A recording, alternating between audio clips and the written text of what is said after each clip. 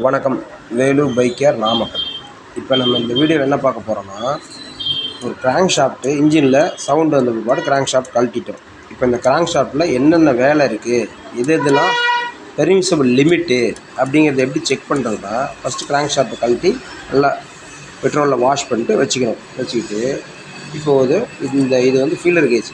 இது வந்து கிட்டத்தட்ட 10,000.08 mm. இப்போ இந்த கிராங்க் ஷாஃப்ட் கிளியரன்ஸ் வந்து நமக்கு 0.03 mm தான் அலவுடு. இப்போ ஆடுக்கு பாருங்கள், இப்படி அந்த ஷேக் இருக்குல்ல, இந்த ஷேக்கு எவ்வளோ இருக்கலாம் அப்படின்னா 0.03 mm தான் இருக்கணும்.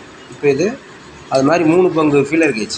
இப்போ இதை வந்து சைடில் இன்சர்ட் பண்ணால் கனெக்டர் ஆடுக்கும் கிராங்க் ஷாஃப்ட் நடுவில் இதை இன்சர்ட் பண்ணுறேன்.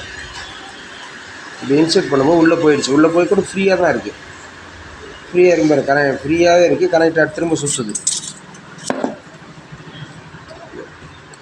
இப்போ வந்து இப்போ உள்ளே போயிடுச்சு, ஃப்ரீயாக தான் இருக்குது, உடனே போகுது. அப்போ இந்த கனெக்டர் பேரிங்கும் பின்னும் மாற்றினா தான் சவுண்டு வர்றது நிற்கும்.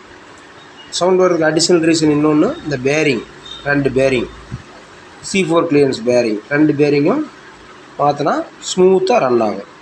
அப்புறம் செக் பண்ணும்போது இந்த த்ரெட்டு செக் பண்ணிக்கங்க. இந்த த்ரெட்டு செக் பண்ணணும். த்ரெட்டு சரியில்லைன்னா கொஞ்சம் இது டை போட்டு கரெக்ட் பண்ணிக்கலாம்.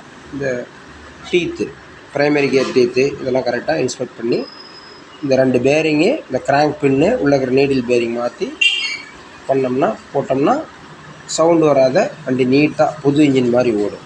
இந்த கிராங்க் ஷாஃப்ட் கிளியரன்ஸ் வந்து பிலோ 3,000, பிலோ 0.03 mm தான் அலவுடு. இது வந்து 10,000, இது வந்து லூஸாக இருக்குது. இப்போது இது கொஞ்சம் தானே இருக்குதுன்னு போட்டோம்னா சவுண்டு அரெஸ்ட் ஆகாது. ஓகே, இந்த செஷனில் இந்த கிராங்க் ஷாஃப்ட் பற்றி பார்த்தோம். அடுத்து வேறு வீடியோவில் பார்க்கலாம். Okay, thank you.